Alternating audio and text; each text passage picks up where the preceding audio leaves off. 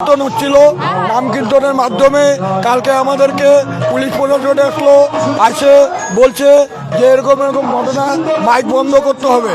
আমরা বললাম দেখেন স্যার, এটা নীলা কীর্তন হচ্ছে, 2 ঘন্টা আরও টাইম নিন আমাদেরকে। স্যার রিকোয়েস্ট করে বললাম স্যার আমাদেরকে 2 ঘন্টা টাইম নিন। টাইম দেওয়ার পরে আমরা এই কীর্তনটা চলিয়ে দিই, সুস্থ মতন চলিয়ে সাউন্ড কমাই দিচ্ছি, আমাদেরকে হতে দিন।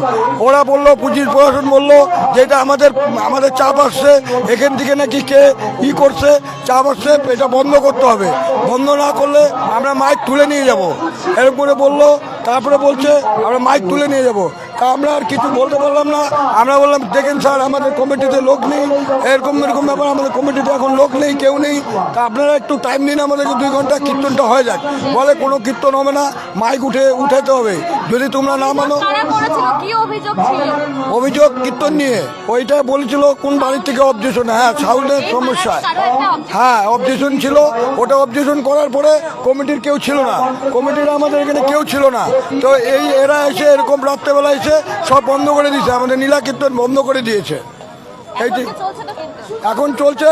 আমাদেরকে এসে বললো, চেয়ারম্যান এসেছিলো, চেয়ারম্যান সাহেব এসেছিলো, আরও কয়েকজন এসেছিলো, এসে বললো নাম কীর্তনটা চালিয়ে যান, আজকের যে কীর্তনটা আছে কীর্তনটা চালিয়ে যান, তারপরে যখন শেষ হবে এটা করে চলে নিন, তারপরে আমরা দেখছি কি করা যায়।